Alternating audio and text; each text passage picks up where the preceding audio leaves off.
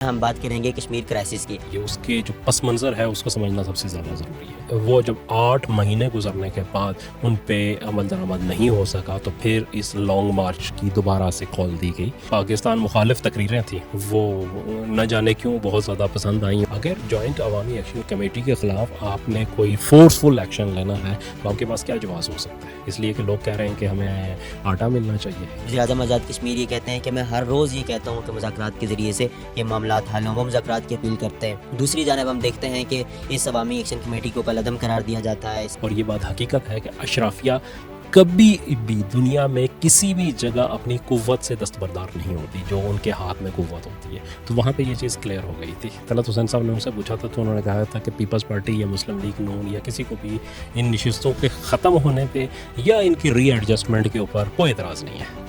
بعض لوگ اس طرح کے اندیشے ظاہر کر رہے ہیں کہ شاید ابھی الیکشن ملتوی ہو جائیں گے، حالات خراب ہوں گے تو ایمرجنسی لگ جائے گی، کچھ ایسا ہو جائے گا، کیا اس کا کچھ امکان موجود ہے؟ آزاد کشمیر کی پوزیشن جو ہے وہ پاکستان کے چاروں دیگر صوبوں سے بالکل مختلف ہے۔ جو تحریک چل رہی ہے وہ پاکستان دشمنی یا پاکستان مخالفت کی تحریک ہے۔ اس سے ساری تحریک اور ان سارے حالات کا سب سے تکلیف دہ پہلو بھی یہی ہے کہ جو عوامی حقوق کی ایک جنگ تھی اپنی حکومت کے خلاف، جو آزاد کشمیر کی عوام اپنی حکومت سے ڈیمانڈ کر رہے تھے، اسے کشمیر ورسز پاکستان بنا دیا گیا۔ ایک تو مسئلہ یہ ہے کہ جو قانونی طور پہ اگر دیکھیں تو ان کے اوپر تو معاہدہ ہو چکا ہے، وہ حکومت نے طے پا گیا تھا اس وقت حکومت کے ساتھ کہ وہ ان کو ختم کریں گی، ایڈجسٹ کریں گی یا ان کی پوزیشن چینج کریں گی۔ پاکستان کو بھی دیکھیں تو یہاں پہ بھی جو لوگ منتخب ہوتے ہیں نا، وہ یا تو آر ٹی ایس کے بیٹھنے پہ منتخب ہوتے ہیں یا دھند پڑ جانے پہ منتخب ہوتے ہیں یا پھر فارم 47 پہ منتخب ہوتے ہیں۔ ہم یہ چاہتے ہیں کہ جو لازوال تعلق ہے کشمیریوں کا اور پاکستان کا وہ برقرار رہنا چاہیے۔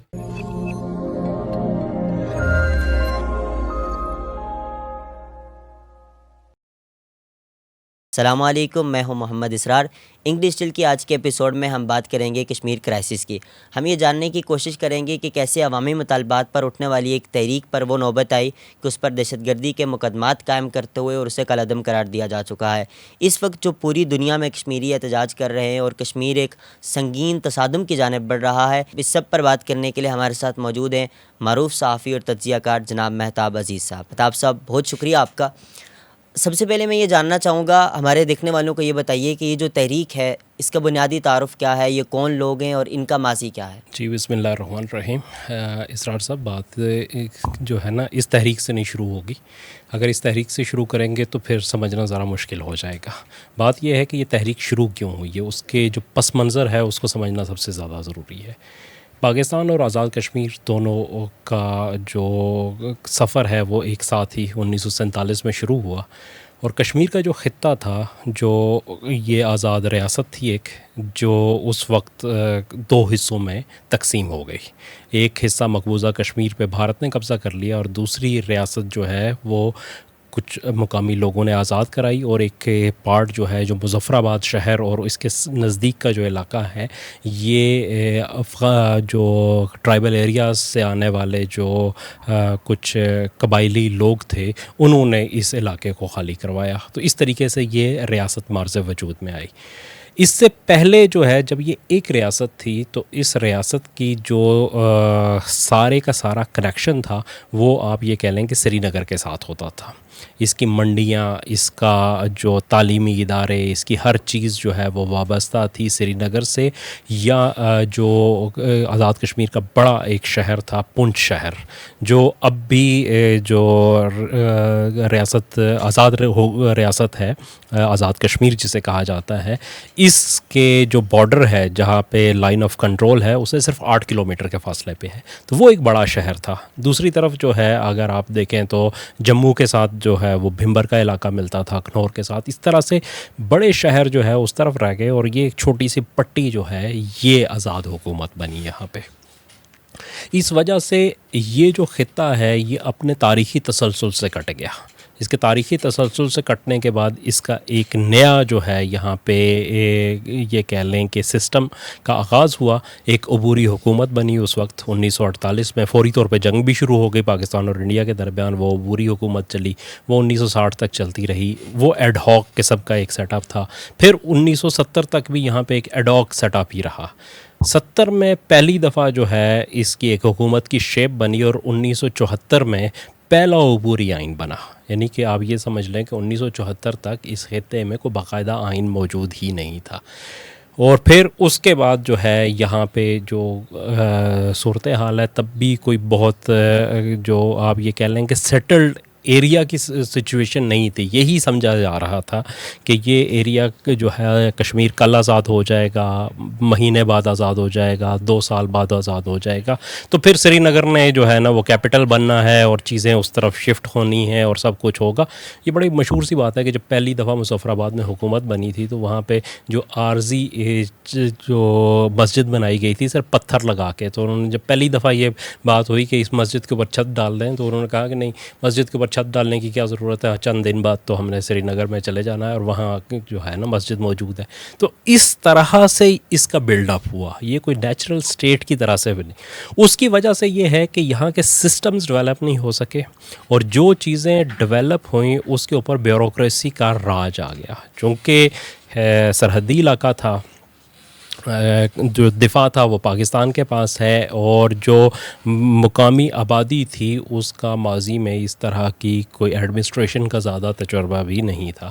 تو جس کی وجہ سے یہ ریاست جو ہے, یہ خطہ ایک ان نیچرل پروسیس کے نتیجے میں موجودہ حالات تک پہنچا.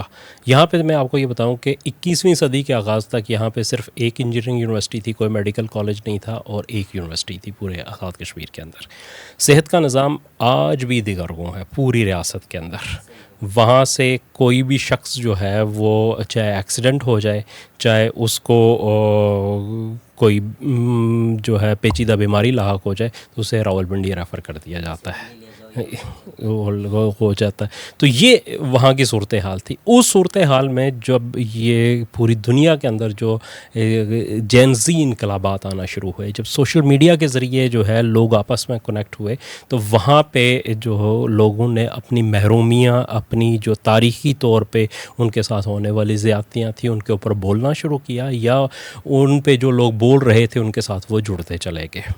اس دوران جو ایک بڑا واقعہ یہ ہوا کہ اچھا یہ جب ہوا تھا, چونکہ میں نے آپ کو پہلے کہا کہ منڈیاں جو ہے اس طرف رہ گئی تھی یہاں سے, تو پھر پاکستان سے جو گندم اور وہ, چونکہ آپ کو پتہ ہے کہ یہ آزاد کشمیر سے لگنے والا جو پاکستان کا علاقہ یہ بھی سارا بارانی علاقہ ہے, جو ڈسٹرکٹ راولپنڈی ہے, جہلم ہے, چکوال ہے. تو گندم اور یا جو کھانے کی چیزیں آتی تھی, اناج آتا تھا, وہ دور کی منڈیوں سے آتا تھا, مطلب سینٹرل پنجاب سے یا صدرن پنجاب سے, تو اس کا کیریج بہت پڑتا تھا. تو آزاد کشمیر کے اندر ہمیشہ جو ہے وہ ایک سبسڈی اس وقت حکومت نے انٹروڈیوس کروائی کہ تاکہ جو ہے وہاں پہ لوگوں کو مناسب قیمت پہ یہ اناج مل سکے کھانے کا, خصوصی طور پہ آٹا جو بنیادی ضرورت ہے. تو وہ سبسڈی چلتی ہوئی آ رہی تھی. لیکن یہ 2020 کے بعد کا جو حالات تھے اس دوران پاکستان میں بھی کچھ خشک سالی ہوئی, گندم کا ایک کرائسس یہاں پہ بھی آیا تھا. آپ کو یاد ہوگا کہ لوگ آٹے کی لائنوں میں یہاں پہ بھی لگے, اور آزاد کشمیر کے اندر بھی اس وقت جو ہے وہ سبسڈی ختم کرنے کی بات شروع ہوئی, اور آٹا بھی بہت مہنگا ہو گیا, یا وہ سبسڈائز آٹا ملنا بند ہو گیا لوگوں کو. تو اس کے خلاف ایک رد عمل پیدا ہوا. اسی دوران ایک کام یہ ہوا کہ جو فیول ایڈجسٹمنٹ چارجز ہیں بجلی کے بلوں پہ, وہ آزاد کشمیر میں بھی لاگو کر دیے گئے, جس کے اوپر لوگوں کا بہت کنسرن تھا. ان کا کنسرن یہ تھا کہ آزاد کشمیر میں جب منگلا ڈیم بنا تھا تو اس وقت حکومت آزاد کشمیر کے ساتھ جو معاہدہ کیا گیا تھا اس میں منگلا ڈیم کی رائلٹی آزاد کشمیر کو نہیں ملنی تھی, بلکہ کاسٹ ویلیو کے اوپر بجلی آزاد کشمیر کو دی گئی تھی. چونکہ اس دوران یہ فیول چارجز اور ٹیکسز کا نظام بجلی پہ نہیں تھا, تو جو حکومت نے معاہدہ کیا تھا وہ بینیفیشل تھا پاکستان کے لیے یا جو دیگر اداروں کے لیے, کہ آپ کو بہت مائنر سا اس کے اوپر 2% ٹیکس لگتا تھا, تو وہ 2% ٹیکس نہیں لے رہے, اور رائلٹی ایک بہت بڑی رائلٹی بنتی تھی جتنا بڑا ڈیم بنا تھا اس کے, تو وہ آپ نے اس سے بچا لیا. لیکن اب جب ہوا تو وہ ڈیفرنس بہت زیادہ ہو چکا تھا. اب یونٹ جو ہے وہ مختلف جگہ 20-25 روپے تھا, اور جو کاسٹ ہے اس کی ہائیڈرولک جو ہے نا پر یونٹ وہ 2-3 روپے تھی. تو اس ڈفرینس کے اوپر جب انہوں نے فیول ایڈجسٹمنٹ چارجز ہوئے تو یہ دونوں چیزوں نے مل کے آٹے کا کرائسس اور اس نے وہاں پہ ایک تحریک نے جنم لیا. لوگ نکلے, عوامی طور پہ باہر آئے گھروں سے, دکانیں بند ہوئیں, وہاں پہ احتجاج شروع ہوا. اور پھر اس احتجاج کے اوپر، یہ عوامی احتجاج تھا، یہ کوئی سیاسی پارٹی اس کے اندر شامل نہیں تھی، یا ساری سیاسی پارٹیوں کے عام ورکر اس میں شریک تھے، کوئی کسی پارٹی نے اسے آن نہیں کیا، عام لوگ تھے. جب یہ احتجاج بڑا، گورنمنٹ کے ساتھ کوئی مذاکرات کی نوبت آئی، تو اس وقت پھر یہ ہوا کہ اس کی کوئی فارمیشن مذاکرات کون کرے گا. عام لوگ باہر نکل کے احتجاج تو کر سکتے ہیں، لیکن ظاہر کچھ ایک نمائندگی چاہیے اس کے لیے، حکومت میں احتجاج کے لیے جانے کے لیے. تو اس وقت پھر یہ ہے کہ کچھ انجمن تاجران کے نمائندے، کچھ اور لوگ مل کے تو ایک کور کمیٹی بنائی گئی، جس کے پاس یہ مینڈیٹ تھا کہ وہ ان لوگوں کے بہاف کے اوپر ایک جو ہے وہ مذاکراتی عمل شروع کرے، اور یوں جو ہے یہ جوائنٹ عوامی ایکشن کمیٹی کی بنیاد پڑی. جوائنٹ عوامی ایکشن کمیٹی کے ممبرز کے بارے میں ذرا لوگوں کو مزید بتائیے. عموماً ہمارے ہاں سمجھا یہ جاتا ہے کہ شاید یہ کوئی خود مختار کشمیر کے حامیوں کی ایک جماعت ہے، وہ ایک چھوٹا سا گروپ اس میں موجود ہے، تو کن پوزیشنز پر موجود ہے؟ جیسے میں نے آپ کو پہلے بھی بتایا کہ یہ جو احتجاج شروع ہوا تھا یہ کسی پارٹی کا نہیں تھا، اور سب پارٹیوں کے لوگ بھی اس میں، چونکہ عوامی احتجاج تھا، ایک بالکل بیسک قسم کا عوامی مطالبہ تھا، اس وجہ سے ہوا. اس میں بلا تخصیص لوگ، ان کے جو سیاسی وابستگی، ان کی قبیلائی، علاقائی، یا جو مذہبی، یا پھر جو ہے وہ نظریاتی، وہ تمام لوگ اس بنیادی ایشوز کے اوپر اکٹھے تھے. اس کے اندر جب لوگ جمع ہو گئے تو ظاہر ہے ہر جگہ کے اوپر لوگوں نے اپنے اپنے سٹیج بنا لیے، اپنی اپنی باتیں شروع کی. اب پرابلم یہ ہوئی ہے یہاں پہ کہ جو پاکستان کے لوگ تھے ان کو وہ جو پاکستان مخالف تقریریں تھیں وہ نہ جانے کیوں بہت زیادہ پسند آئیں، اور وہ پورے پاکستان میں وائرل ہوئیں، اور اس کی وجہ سے ایک جو ہے نا پرسیپشن بن گیا ایسا کہ یہ، یا پرسیپشن بنا دیا گیا. ایک دوسری چیز بھی ہے، چونکہ دیکھیں اس وقت بھی جو حالات ہیں، چلیں ہم آگے اس کو ڈسکس کر لیں گے، لیکن اس وقت بھی جو حالات ہیں، اگر جوائنٹ عوامی ایکشن کمیٹی کے خلاف آپ نے کوئی ایکشن لینا ہے، کوئی فورسفل ایکشن لینا ہے، تو آپ کے پاس کیا جواز ہو سکتا ہے؟ اس لیے کہ لوگ کہہ رہے ہیں کہ ہمیں آٹا ملنا چاہیے، اس لیے کہ لوگ کہہ رہے ہیں ہمیں بجلی ملنی چاہیے، اس لیے کہ لوگ کہہ رہے ہیں کہ ہمارے آئینی حقوق ملنے چاہیے، ہمارے قانونی حقوق ملنے چاہیے، ہمارے فلاحی جو آئین میں دیے گئے حقوق ہیں وہ ہمیں ملنے چاہیے. اس کے اوپر تو آپ ایکشن نہیں کر سکتے. تو ایکشن کرنے کے لیے آپ کو کوئی بہانہ چاہیے ہوتا ہے. اور مطلب میں اس کی ایک مثال دوں کہ جب مقبوضہ کشمیر کے اندر تحریک شروع ہوئی تھی تو وہ بھی بڑی پرامن تحریک تھی، اور وہ تحریک تھی انتخابات میں ہونے والی دھاندلی کے خلاف. تو وہاں پہ کیا کیا گیا تھا؟ وہاں پہ ایک ہندو مسلم کلیش وہاں پہ کریٹ کیا گیا تھا. اس کے بعد ہندوؤں کو وہاں کے جو بھارتی گورنر راج لگ گیا تھا حکومت کو ہٹا کے وہاں پہ، اور جو وہ گورنر تعینات ہوئے تھے، جگموہن نام تھا ان کا، انہوں نے یہ کیا کہ ایک پالیسی کے تحت جتنے ہندو آبادی تھی اس کو کہا کہ آپ نکل جائیں، ہم نے یہاں پہ آپریشن کرنا ہے تو آپ باہر نکل جائیں یہاں سے. جب وہ باہر نکلے تو انہوں نے کہا کہ یہ تو جو ہے وہ سیکٹرین بیسس پہ ہے، یہ تو ہندوؤں کے خلاف پوری تحریک ہے. آج بھی کشمیر فائلز جیسی موویز وہاں پہ بنا کے لوگوں کو یہ بتایا جاتا ہے کہ وہاں پہ جو کشمیر کی موومنٹ تھی وہ ایک تو ایکسٹریمسٹ موومنٹ تھی، وہ ہندوؤں کے خلاف موومنٹ تھی، جبکہ حقیقت کا اس چیز سے کوئی تعلق نہیں تھا. وہ موومنٹ شروع ہوئی تھی الیکشن میں ہونے والی دھاندلی کے خلاف، جس سے پھر آگے جو ہے نا وہ نکلتے نکلتے بات کہیں چلے گئی. تو یہاں پہ بھی یہی چیز ہے کہ یہ جو بنیادی ہے، یہ بنیادی حقوق کی جدوجہد ہے اسی کے لیے، لیکن اس کو بنا کے یہ پیش کیا جاتا ہے کہ شاید یہ کوئی علیحدگی کی تحریک ہے، جس طرح کہ اس وقت جو ہے نا مقبوضہ کشمیر میں ہوا تھا. یہ دونوں جگہ پہ ہمیں ایک ہی پیٹرن ملتا ہے اس کو. تو ان لوگوں کو بھی خود پروموٹ کیا جاتا ہے. ہم اس کو دیکھ رہے ہیں کہ آج بھی، بلکہ یہ چیز میں نے لکھی ہے کہ بھائی آپ ایک چھوٹا سا جو ہے نا وہ پوسٹ لکھ دیتے ہیں تو آپ کا اکاؤنٹ شیڈو بین ہو جاتا ہے، یا اس کو بین کر دیا جاتا ہے، وہ دکھایا ہی نہیں جاتا. تو یہ لوگ تو سالوں سے پاکستان مخالف تقریریں کر رہے ہیں، تو ان کے سوشل میڈیا اکاؤنٹس تو بین نہیں ہوتے.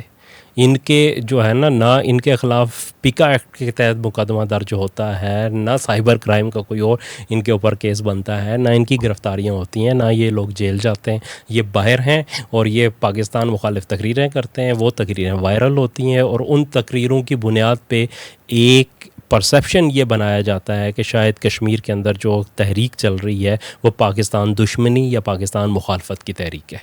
اس ساری تحریک کا اور ان سارے حالات کا سب سے تکلیف دہ پہلو بھی یہی ہے کہ جو عوامی حقوق کی ایک جنگ تھی اپنی حکومت کے خلاف، جو آزاد کشمیر کے عوام اپنی حکومت سے ڈیمانڈ کر رہے تھے، اسے کشمیر ورسز پاکستان بنا دیا گیا۔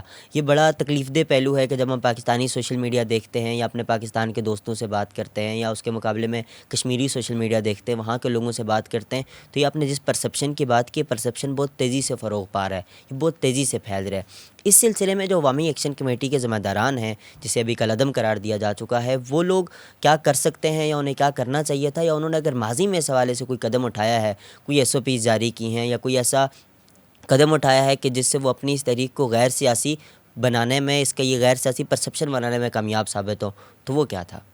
اچھا، ایک چیز میں اور آپ کو بتاؤں کہ اس میں ایک سمجھنے والی، اس آپ کے سوال پہ آنے سے پہلے جو ہے اس چیز کو بھی بہت ضرورت ہے کہ آزاد کشمیر کی پوزیشن جو ہے وہ پاکستان کے چاروں دیگر صوبوں سے بالکل مختلف ہے۔ آزاد کشمیر ایک الگ ریاست ہے، یہ بات پاکستان کی جو قانونی اور اخلاقی پوزیشن ہمیشہ سے یہ رہی ہے، پاکستان اس کو پرموٹ کرتا ہے۔ ریاست آزاد جموں و کشمیر کا اپنا جھنڈا ہے، اپنی پارلیمان ہے، اپنا جو سپریم کورٹ ہے، اپنا آئین ہے۔ وہ تمام انگریڈینٹس جو ایک ریاست کی بنیادی ضرورت ہوتی ہیں وہ بالکل پاکستان سے الگ ہیں۔ ریاست کا الحاق پاکستان سے ہے اور وہ 4 نکات کے اوپر ہے۔ ایک کہ ریاست آزاد جموں و کشمیر اپنی فوج نہیں رکھے گی، پاکستانی فوج ہی اس کا دفاع کرے گی۔ دوسری چیز یہ کہ ریاست جموں و کشمیر، آزاد ریاست جموں و کشمیر اپنی خارجہ پالیسی نہیں بنائے گی، بلکہ اس کی خارجہ پالیسی کی ذمہ داری پاکستان ادا کرے گا۔ تیسری چیز یہ ہے کہ وہاں پاکستانی کرنسی چلے گی، اور چوتھی جو چیز ہے وہ یہ ہے کہ پاکستان کا جو کمیونیکیشن سسٹم ہے، الگ کوڈ نہیں ہوگا، الگ جو ہے وہ پوسٹل کوڈ نہیں ہوں گے، وہ کمیونیکیشن پاکستان کی ہی وہاں امپلیمنٹ ہوگی۔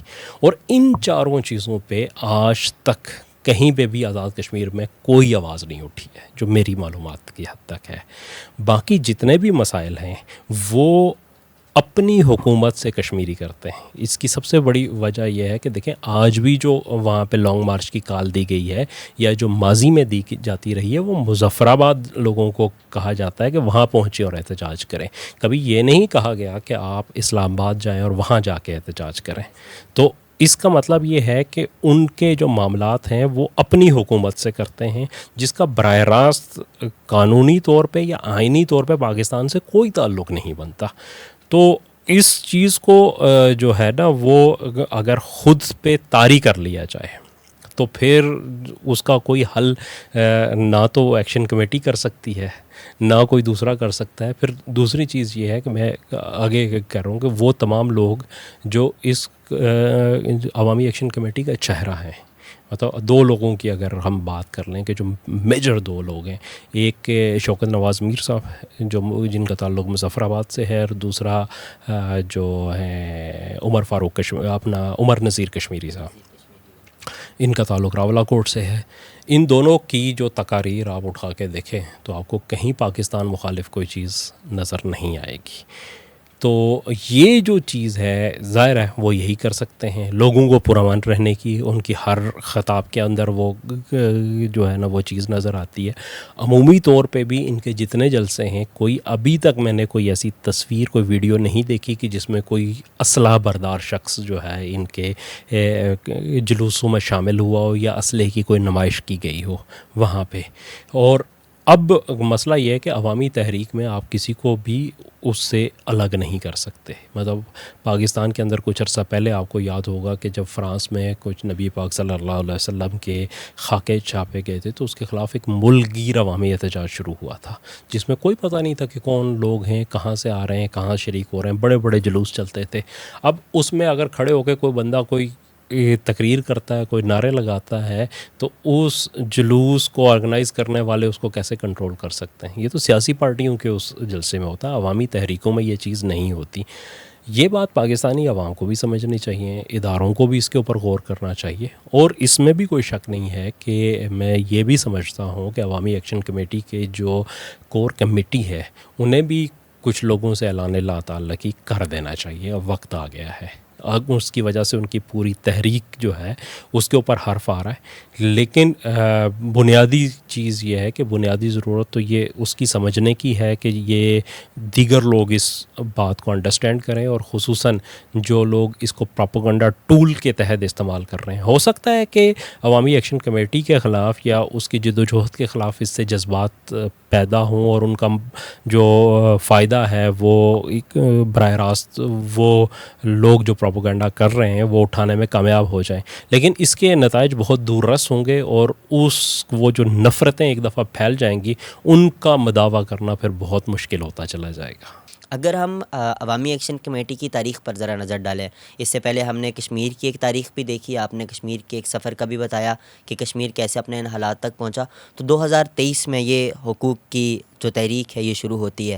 ذرا اس حوالے سے بتائیں کہ اس کا سفر کیا رہا، کب ان کی تحریک میں ان کا حکومت پاکستان کے ساتھ معاہدہ ہوا، اور پھر وہ کون سے نکات تھے کہ جن کی وجہ سے اس معاہدے پر عمل نہیں ہوا، یا اس پہ عوامی ایکشن کمیٹی کا یا اہل کشمیر کا کیا موقف ہے جس نے انہیں دوبارہ مجبور کیا کہ وہ اپنی انہوں نے لانگ مارچ کی کال دی اور ابھی وہ مظفر آباد کی جانب آ رہے ہیں. دیکھیں خیر اس کی اصل میں وہ چیزیں بہت تفصیلی ہو جائیں گی، اور پھر اس کی کوئی اس طرح سے تاریخ ہے بھی نہیں. جیسے ہم نے کہا کہ یہ ابرپٹ قسم کی تحریک تھی کہ جو اٹھی، یہ شاید کسی کو بھی پتہ نہ ہو کہ پہلا مظاہرہ کہاں ہوا تھا اور اس کے بعد دوسرا کہاں ہوا تھا، اور یہ اس قسم کی ہے کہ زمین سے جو خودرو چیزیں پھوٹتی ہیں نا، یہ اس قسم کی ایک تحریک تھی.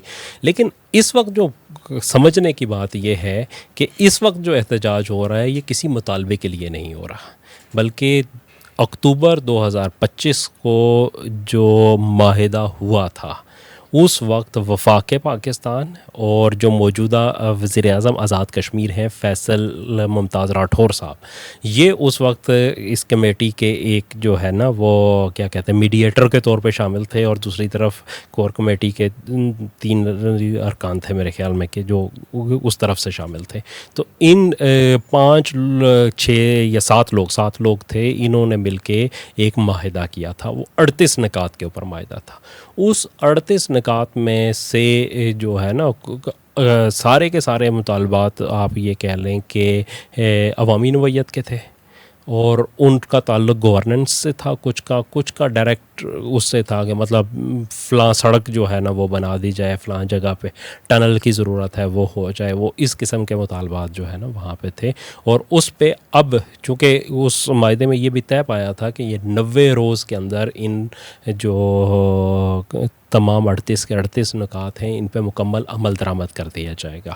یعنی کہ جو ڈیولپمنٹ کے کام ہیں ان کا ٹینڈر ہو جائیں گے، ان کے جو نوٹیفیکیشن ہو جائے گا، جو سیاسی معاملات ہیں وہ کچھ پارلیمنٹ سے حل ہونے تو وہ پارلیمنٹ سے حل کروا لیے جائیں گے، کچھ جو ایگزیکٹو قسم کے معاملات ہیں ان کو حکومت ان کے اوپر پیش رفت کر کے ان کو نوٹیفائی کر دے گی.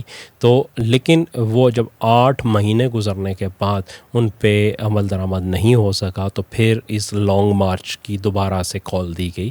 اور چونکہ اب یہ حکومت ختم ہونے جا رہی تھی، ایک نئی حکومت آنے کے لیے الیکشن کا بھی ڈیٹ بھی اناؤنس ہو چکی ہے، تو اس وقت یہ کہا گیا کہ اس ٹینیور ختم ہو گیا تو اگلی حکومت تو آ کے کہہ سکتی ہے کہ جی وہ تو معاہدہ کسی اور کے ساتھ تھا، ہم تو تھے ہی نہیں اس کے اندر، تو یہ تو ہمارے ساتھ تو ہوا ہی کچھ نہیں.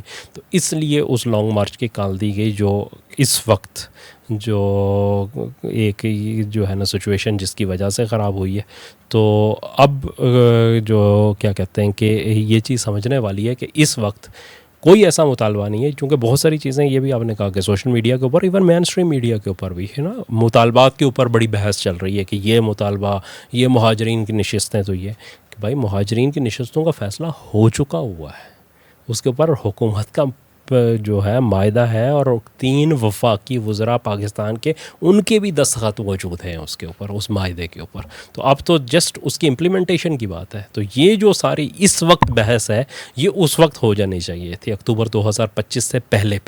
ایک بات تو یہ ہے. دوسری بات یہ ہے کہ اگر یہ مطالبات فرض کر لیں کہ اس کے بعد بھی حکومت کو یہ باور ہوا تھا تو یہ 8 مہینے جو تھے اس دوران ان کا حل نکالا جا سکتا تھا، ان کے اوپر مذاکرات ہو سکتے تھے، ان کے اوپر بات چیت ہو سکتی تھی، لیکن کچھ بھی نہیں کیا گیا. انہیں ڈیلے کرتے کرتے جو ہے نا وہ نوبت یہاں تک آئی ہے، اور اب جو ہے وہ ایک آمنے سامنے جو ہے نا دونوں اطراف کھڑے ہیں، دونوں ایکسٹریم پوزیشن لیے ہوئے ہیں، اور آزاد کشمیر جیسے پیسفل خطے کا مقدر داؤ پہ لگا ہوا ہے۔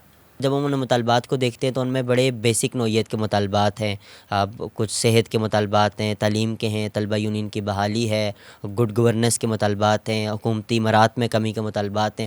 لیکن ایک مطالبہ جو آج کے دور میں بہت ہارڈ ٹاپک بنا ہوا ہے ڈیبیٹ کا، جو اصل ایک طرح سے سمجھا یہ جا رہا ہے کہ شاید یہ بون آف کنٹینشن ہے دونوں کے درمیان، اگرچہ آپ نے بڑے خوبصورتی سے بتایا کہ اصل میں معاہدہ ہو چکا ہے اور اس معاہدے پر عمل درآمد کے لیے احتجاج کیا جا رہا ہے، لیکن وہ جو ایک مطالبہ ہے 12 مہاجرین کی نشستوں والا، ان نشستوں کا ماضی کیا رہا ہے، وہ کب سے ہماری آزاد کشمیر اسمبلی کا حصہ بنی ہے، اور پھر ان کے حوالے سے ابھی کا جو حکومتی موقف ہے اس کو آپ کیسے دیکھتے ہیں؟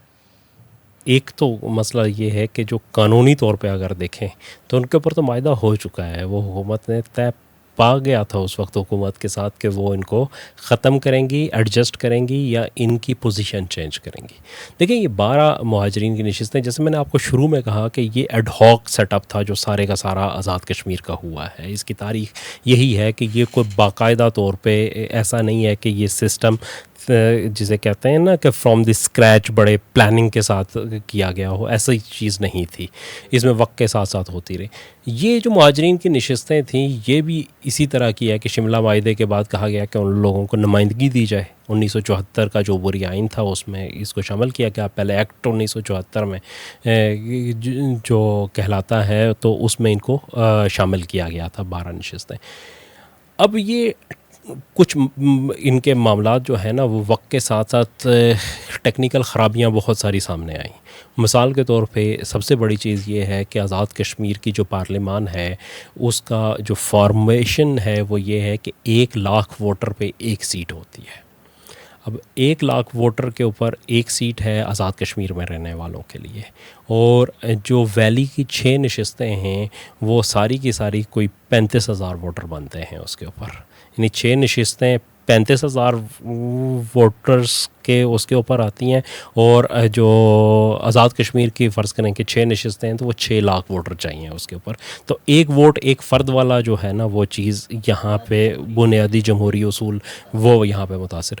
پھر دوسری بات یہ ہے کہ یہ تمام لوگ جو ہیں جو مہاجرین مقیم پاکستان ہیں، یہ ان کے اوپر نہ آزاد کشمیر کا قانون کا اطلاق ہوتا ہے، نہ یہ وہاں پہ ٹیکس گزار ہیں، تو یہ دوسری جو ہے نا جمہوریت کا بنیادی اصول بھی وہ اس کی نفی ہو جاتی ہے جب یہاں پہ کرتے ہیں کہ یہ کل 33 لوگ جو ہے وہ براہ راست ووٹوں سے منتخب ہوتے ہیں، جس کی تقریباً 1/3 یہ 12 نشستیں بنتی ہیں، تو یہ 1/3 لوگ وہ ہیں کہ نہ ان کے اوپر آزاد کشمیر کے جو ہے نا ہونے والی کوئی قانون سازی جہاں پہ وہ قانون ساز اسمبلی کے ممبر بنتے ہیں تو وہاں پہ کی جانے والی قانون سازی کا نہ ان کے اوپر اس کا اطلاق ہوتا ہے، نہ ان کے خاندانوں کے اوپر اطلاق ہوتا ہے، نہ ان کے ووٹرز کے اوپر اس کا اطلاق ہوتا ہے۔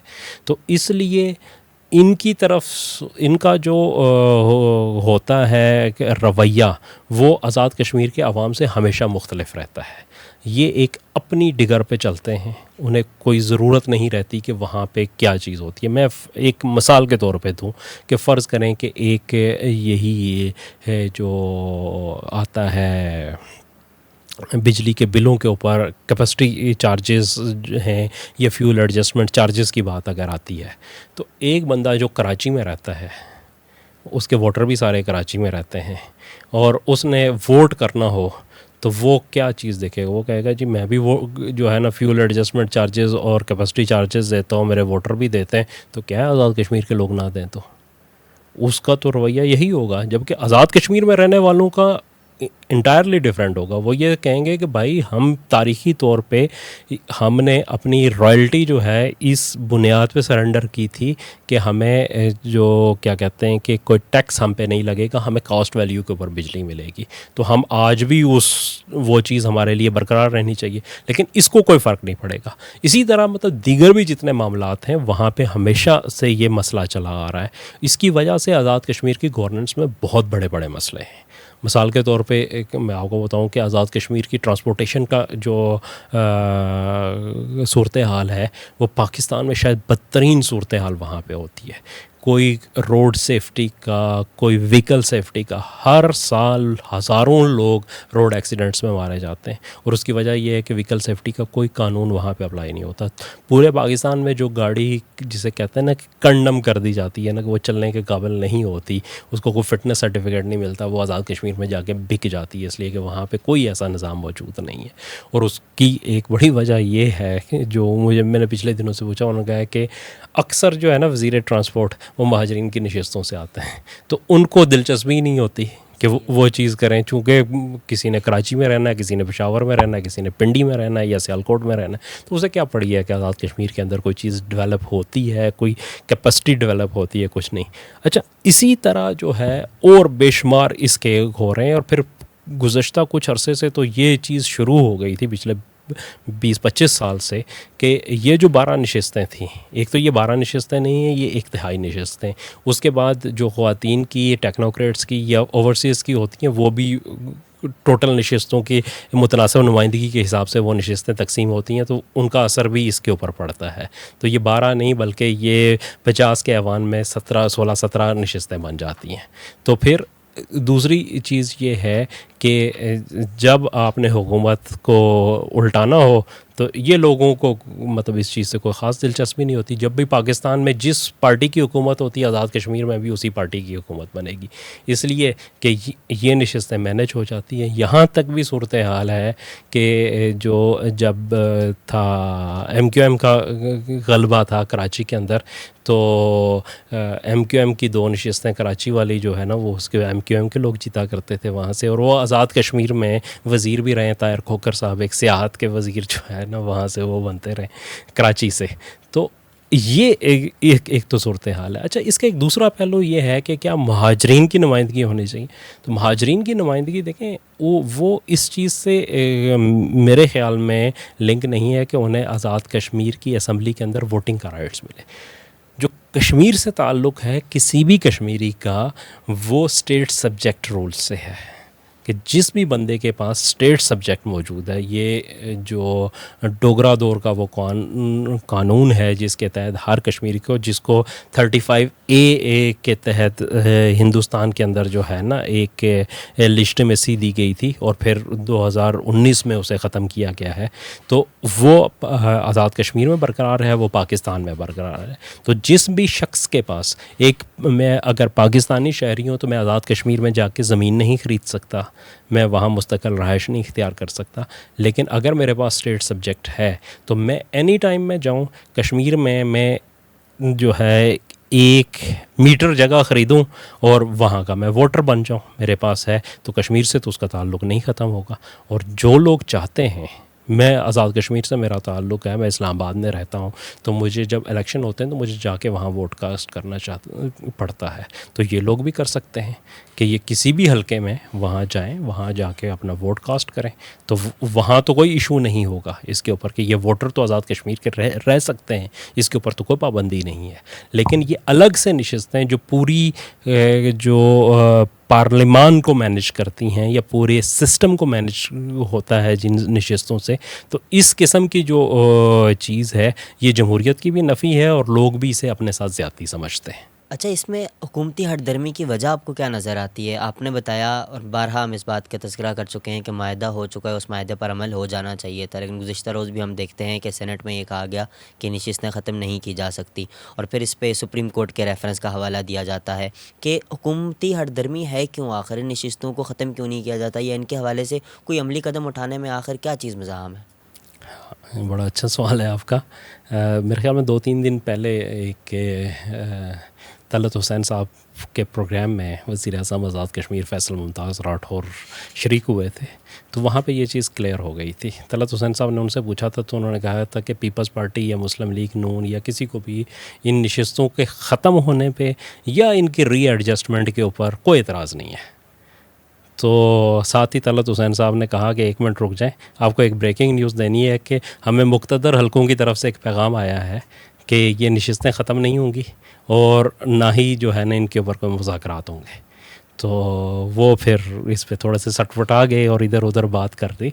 تو معاملہ یہی ہے کہ یہ بات کہی جاتی ہے کہ مقتدر حلقے ان نشستوں کو ایک لیور ٹول کے طور پہ کرتے ہیں کہ انہوں نے آزاد کشمیر میں حکومت کس کی بنانی ہے تو اس کے لیے ان کو استعمال کرتے ہیں، کس کی گرانی ہے اس کے لیے استعمال کرتے ہیں. تو وہ نہیں چاہتے کہ ان کے پاس یہ جو لیوریج ہے یہ ختم ہو جائے. اس کی وجہ سے یہ سارا ایشو ہے. آپ نے یہاں پہ جمہوری اصولوں کی بات کی. ایک اور اعتراض جو بہت زیادہ کیا جاتا ہے وہ یہ کیا جاتا ہے کہ عوامی ایکشن کمیٹی والے کیوں ایک جتھا بنا کے نکل آتے ہیں اور کہتے ہیں کہ احتجاج کے ذریعے سے ہی سارے مسئلے حل ہوں. حالانکہ ایک بڑی سمجھنے والی بات ہے کہ ساری دنیا میں احتجاج ہوتے ہیں، لوگ احتجاج کے نتیجے میں اپنی آواز پہنچاتے ہیں ایوان کے منتخب نمائندوں تک. پھر اگر کسی چیز کو قانون سازی کے ذریعے ختم کیا جاتا ہے تو قانون سازی کے ذریعے ختم کیا جاتا ہے. اس پہ آپ کیا کہنا چاہیں گے؟ بھائی ایک تو مسئلہ یہ ہے کہ اگر ہم پاکستان کو بھی دیکھیں تو یہاں پہ بھی جو لوگ منتخب ہوتے ہیں نا وہ یا تو آر ٹی ایس کے بیٹھنے پہ منتخب ہوتے ہیں، یا دھند پڑ جانے پہ منتخب ہوتے ہیں، یا پھر فارم 47 پہ منتخب ہوتے ہیں. یہ عام سی پریکٹس ہے اور یہ پاکستان میں میرے خیال میں ہر دوسرے بندے سے آپ باہر نکل کے پوچھیں نا تو وہ آپ کو یہی بتائے گا. تو آزاد کشمیر کی بھی یہی صورتحال ہے. اور پھر دوسری چیز ہم یہ بات میرے خیال میں بار بار ہم یہ بات کر چکے ہیں کہ یہی جو 12 نشستیں ہیں یہ بیسکلی پورے سسٹم کو ایک ڈرائیونگ فورس کی طرح سے استعمال کرتی ہیں. تو وہاں پہ لوگوں کے جو جینون کنسرنز ہیں وہ حل ہی نہیں ہو پاتے، جس کے لیے یہ احتجاج کا سلسلہ شروع ہے. اور پوری دنیا میں، نہ صرف پاکستان میں، ہندوستان میں، بلکہ یہ چند دن پہلے میں نے اپنے ایک جو ہے نا وہ پوسٹ میں پورا اس کو ڈسکرائب کیا تھا کہ فرانس کے اندر کون کون سے قوانین بنے ہیں جو لوگوں کے احتجاج کے اوپر، برطانیہ میں کون کون سے بنے ہیں، امریکہ کے اندر سب سے بڑی، امریکہ کے جتنے سول رائٹس ہیں، چاہے وہ جو ان کے سول رائٹس کی پوری موومنٹ جو تھی اس کے دباؤ کے نتیجے میں ون بائی ون قانون سازی ہو کے وہاں پہ ساری سول رائٹس آج جو امریکہ کے اندر ہیں وہ بنے ہیں.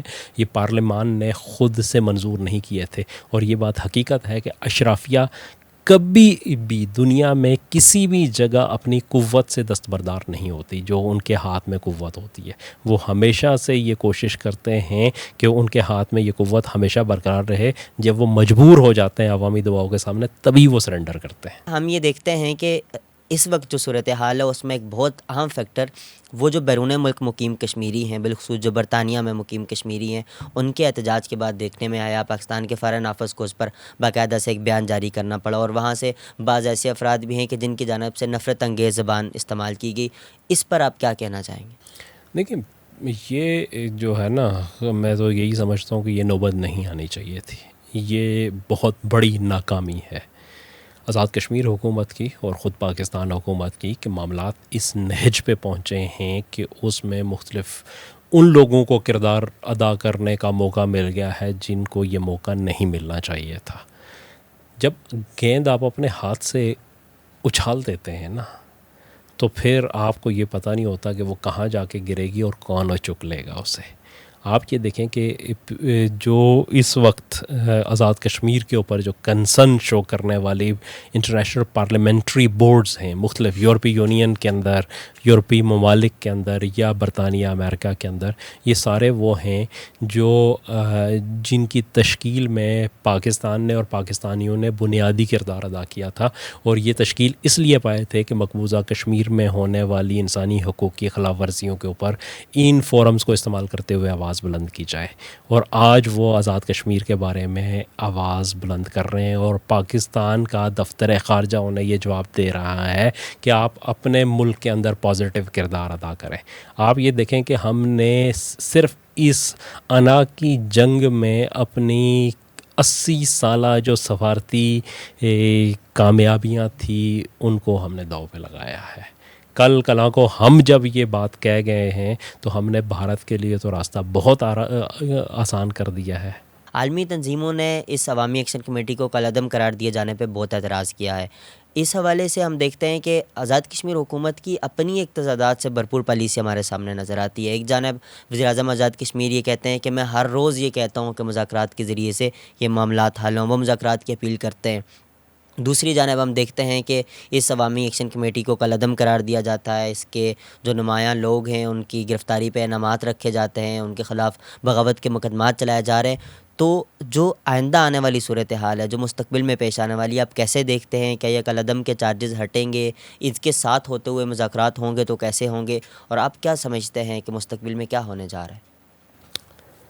دیکھیں، اس وقت کی جو صورتحال ہے وہ تکلیف دہ ہے بہت زیادہ، اور خصوصاً جو نفرت انگیز بیانیہ دونوں طرف پھیلایا جا رہا ہے وہ بہت ہی زیادہ جو ہے نا دکھ دہ ہے۔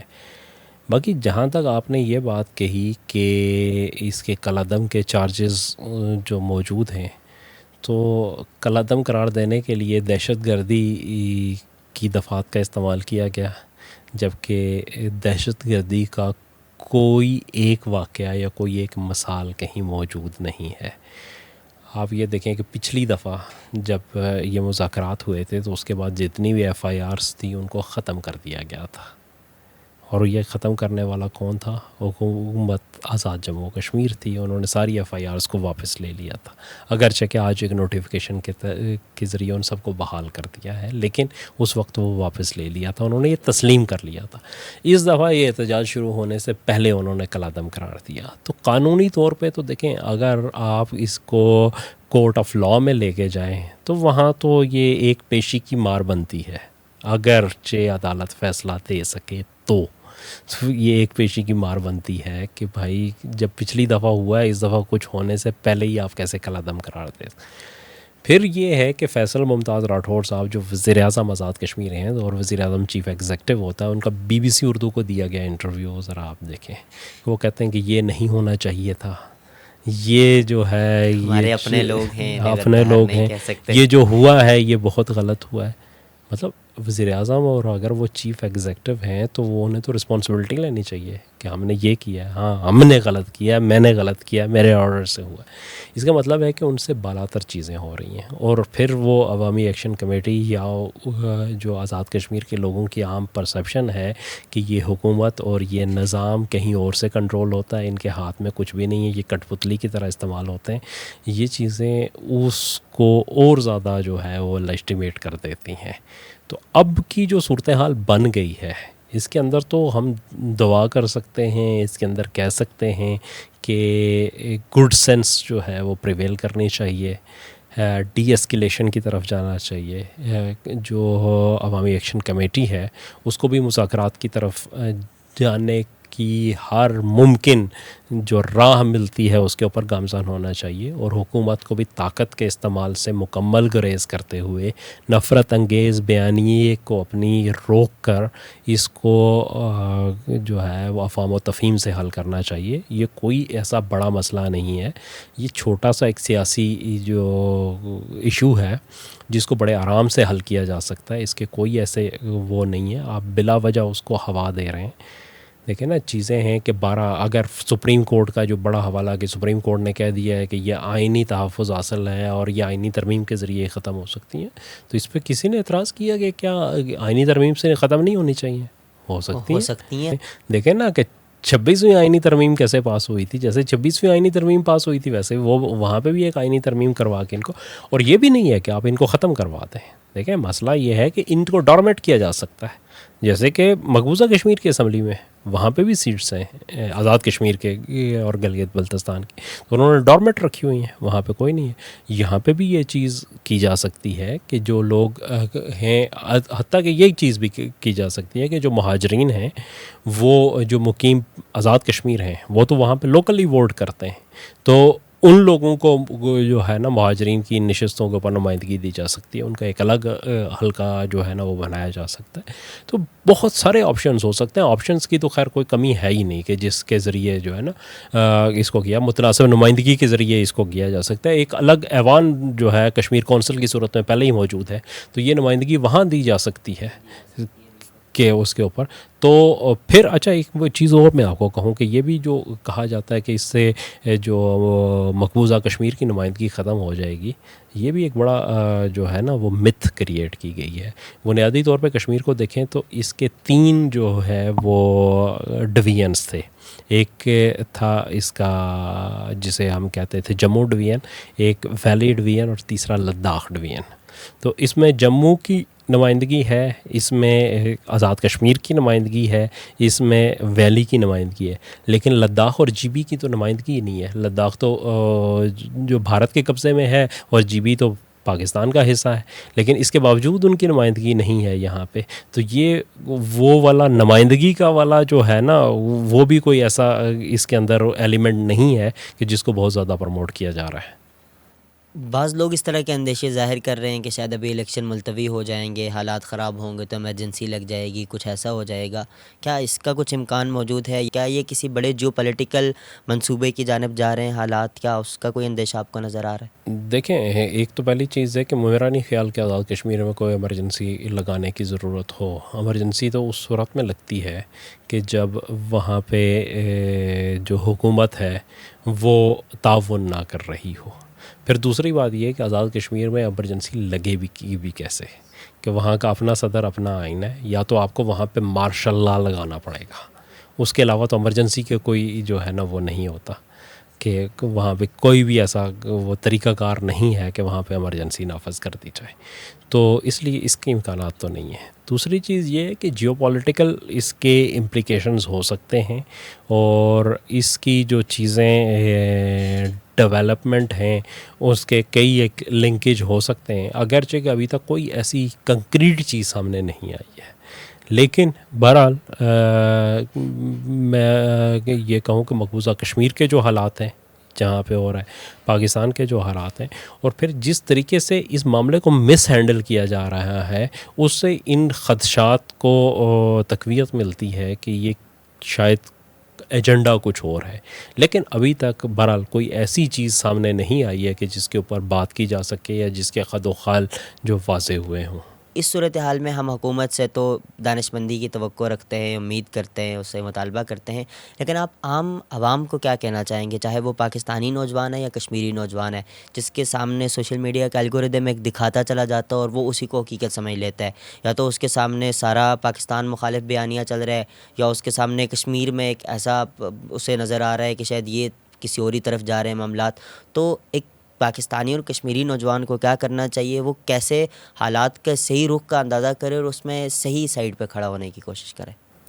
دیکھیں، میں ہمیشہ سے ایک چیز کہتا ہوں کہ آپ کا جو بھی سٹانس ہو کسی بھی ایشو کے اوپر، وہ معلومات کی بنیاد پہ ہونا چاہیے، وہ سنی سنائی کی بنیاد پہ. جب بھی آپ معلومات کی بنیاد پہ آپ سٹانس لیں گے تو وہ ہمیشہ درست ہوگا.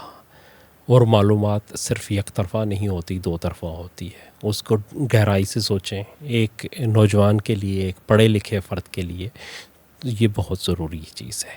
دوسری چیز یہ ہے کہ جو نفرت انگیز چیزیں ہیں ان سے اوائڈ کریں، ہمیشہ جذباتیت سے اوائڈ کریں. چیزوں کو جو ہے نا وہ دور رس نظروں سے دیکھنے کی کوشش کریں، تو یہ معاملات حل ہو جائیں گے. یہ کوئی ایسی چیز نہیں ہے. اور اگر یہ نہ کیا جائے تو پھر یہ ہوتا ہے کہ نفرتیں ہمیشہ بڑھتی رہتی ہیں. دیکھیں، میں آپ کو کہوں کہ ہم نے دیکھا چند دن پہلے میں نے ایک لال مسجد کے حوالے سے لکھی تھی کہ ایک معاملہ بڑے آرام سے حل ہو سکتا تھا، کوئی اس میں مشکل تھی نہیں. اگر اس کو وہاں پہ جیسے سیکورٹی فورسز نے گھیرا ہوا تھا وہ آپریشن نہ کرتی تو وہ لوگ اندر کتنے دن سروائیو کر سکتے تھے. اس کے بعد حل. لیکن صرف انا کی جنگ میں جو ہے نا اس کو فتح اور شکست کے پیمانے پہ اس کو ناپا گیا، اور اس کے بعد ایک سانحہ رونما ہوا، اور جس سے آج جو ہے نا وہ قوم آج بھی جس کے آفٹر افیکٹ سے باہر نہیں آ سکتی. یہی ہم نے دیکھا اکبر بھگٹی کے بارے میں بھی، کہ ایک جو ہے نا 84-85 سال کا شخص، اس کو مار کے تو فائدہ کچھ نہیں ہوا، نقصان ہم نے بہت بڑا کر دیا. یہی چیز ہم نے کی جو KPK میں ہم نے آپریشنز کیے، ان کے اندر بھی یہی چیز ہوئی ہے کہ ہم نے چھوٹے جو چیزیں تھیں ان کے لیے ایک جب وہاں پہ آپریشن کیے تو اس کے نقصانات اتنے ہوئے کہ جو دشمن ہوتا ہے اس کو بہت ساری ریکروٹمنٹ مل جاتی ہے. میں نے آپ کو مقبوضہ کشمیر کی مثال آپ کے سامنے رکھی کہ صرف الیکشن میں دھاندلی کے خلاف احتجاج شروع ہوا تھا وہاں پہ، جس نے وہ علیحدگی کی تحریک جس کے وطن سے جنم لیا، جس نے کہ آج اس بات کو گزرے ہوئے 89 کو گزرے ہوئے سوچیں آج کتنے دن 30 سال ہونے کو آئے ہیں. لیکن ہندوستان اس سے باہر نہیں نکل سکا. اس کی 8 لاکھ فوج وہاں پہ موجود ہے, اس کے ٹریلین آف روپیز جو ہے وہ وہاں پہ جھونک چکا ہے, اس کے ہزاروں فوجی وہاں پہ مارے جا چکے ہیں, اور وہ اس کے خلاف ہر کشمیری کے سینے میں بدترین نفرت ہے. حتیٰ کہ میں آپ کو یہ بات بڑے وثوق سے کہہ سکتا ہوں, میری بہت لوگوں سے بات ہوئی کہ جو مطلب مختلف پارٹی کے وہاں پہ ایک متحرک کارکن ہیں, چاہے وہ نیشنل کانفرنس ہے وہاں پہ یا پی ڈی پی ہے یا اس کے اوپر, وہ اوپنلی اس کا اظہار نہیں کرتے, لیکن آپ کبھی ان کے ساتھ ذرا بیٹھ کے بات کریں تو ان کے دلوں میں بھی ہندوستان کے خلاف اتنی ہی نفرت ہے. لیکن لوگوں کی مجبوریاں ہوتی ہیں, ظاہر ہے ہر بندہ کنفرنٹریشن نہیں آ سکتا, یا وہاں کے جو صورتحال بنی ہوئی ہے اس جبر کے ماحول میں وہ بات نہیں کر سکتا, وہ ایک الگ چیز ہے. تو ہندوستان جیت نہیں سکا کشمیریوں کو, وہ ہمیشہ یہ ہار گیا ہے اس انا کی جنگ میں. تو آزاد کشمیر کے ساتھ یہ نہیں ہونا چاہیے. ہم یہ چاہتے ہیں کہ جو لازوال تعلق ہے کشمیریوں کا اور پاکستان کا وہ برقرار رہنا چاہیے. اسے نفرت کی جو آنچ ہے اس کے اوپر مت تپائیں, اور تاکہ اس کے اٹھنے والا دھواں جو ہے وہ ساری فضا کو زہر سے نہ بھر دے, بلکہ یہ محبتوں کے ساتھ بانٹیں, چیزوں کو افہام و تفہیم کے ساتھ حل کریں, اور یہ رشتہ جو ہے وہ برقرار رہے. کل کو اگر پلبیسائڈ ہوتا ہے تب بھی کشمیریوں کے لیے واحد چوائس پاکستان ہونی چاہیے, وہ کسی اور طرف سوچیں بھی نہ. ہم اپنی اس گفتگو کو سید علی گیلانی کے ان الفاظ کو یاد کرتے ہوئے ختم کرتے ہیں کہ اسلام کے تعلق اور اسلام کی نسبت سے ہم پاکستانی اور پاکستان ہمارا ہے. محمد اسرار کو دیجیے اجازت.